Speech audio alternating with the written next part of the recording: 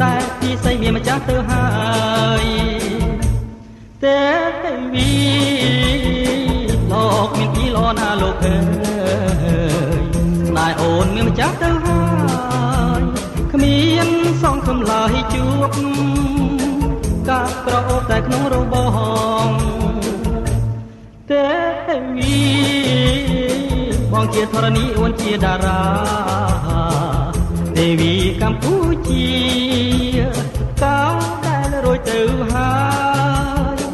អោកាអើយនៅតែក្រអូប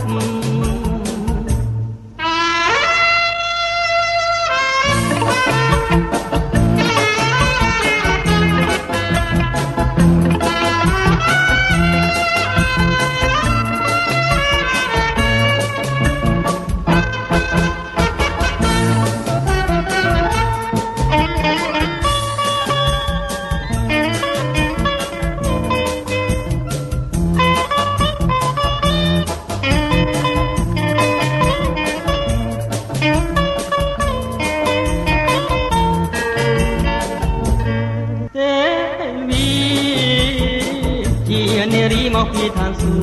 គ៌ប្រប្រងក្រមេឃីក្រុមគ្នាចង់បានស្រី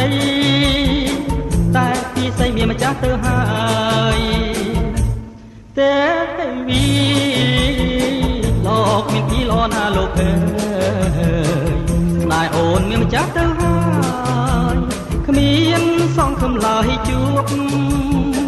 កាប់ក្រអូបតែក្នុងរបងទេវីបងជាធរណីអូនជាតារាទេវីកម្ពុជាកៅដែលរួចទៅហើយអោកាអើយនៅតែក្រអូប